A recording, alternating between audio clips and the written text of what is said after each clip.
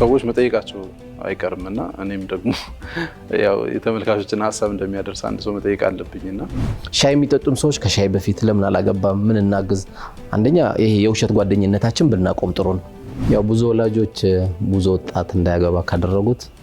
ብዙ ሰርጎች ብዙ ወጣቶች እንዳያገቡ እንቅፋት ሆነዋል እኛ ብዙ ጥያቄ መጠየቅ አለብን ሀቆኛ ነው ኡስታዝ ሐሳቡን አንስቶ ሲያወራ ይሄ አጀንዳ መስጂድ ውስጥ ትኩረት አልተሰጠውም ሳሪስ ያሉት ለምን አይጀምሩም መርካቶ ያሉት ለምን አይጀምሩም ከዚህ በለጠ እኮ የለም ስለ ማህበረሰብ ስለ ትውልድ ነው ያወራን ያለነው ጀማው ሲያናግር የመስጊድ ሰፈር ልጆች እኮ ሲያናግሩ እንትን እየጨመረ ነው የሚመጣው ፍላጎት እየጨመረ ያላየውን እይታ እንዲያስተካክሉ ያደርጋልና እኔ ለሆነ አካል ብቻ ባንቶ አንዳንዴ ዝም ብለ ፒያሳ ጋር ቆመ 53 መኪና ስትቆጥር አረ በቃ ጀነት እንጂ ማገባው አላገባም ትላል እንደዚህ ኮነ ማግባት 6 ሰዓት ተኩል ድረስ ለቀልድማ ያዳምጥ ፍላጎት ኖራችሁ ልጅቷ ነው እየጠበቀሃል ነበር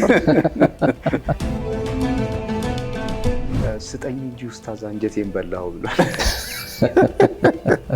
ገና ለራሱ አንደኛ አስጨንቆታል ወንድሜ ስለ ሁለተኛ ሚስት ታወራዋል ስለ ቤት ኪራይ ተጨንቃል ስለ ሁለተኛ ቤት ስለሚጀምረው ያወራል ላይቭ ላይ ኑና እናጋባቸዋለን የሚል የሰርግ ምንድነው የሽምግልና ስነ ስርዓት የሚካሄድበት መድረክ አይነት ነገር አድርጎ የጠበቁ በርካቶች አይቻሉ አምኜበታለሁ አየ አንድ እህቴ ሳይሰካለት ሲቀር ሌላ ይሞክራቱ ሳይወዳት መቼም ማግባት አትለው ሳይሳካላት ማለት እሱኛው አይደለም እሱ ራሱ ልክ መጨረሻ ላይ ኡስታዝ በሰማነው የምንጠቀም አላህ እና ምን እንደዚህ ነበር እንዴ ላይ ቁጭ ብለን ስንጠብቅ የነበረው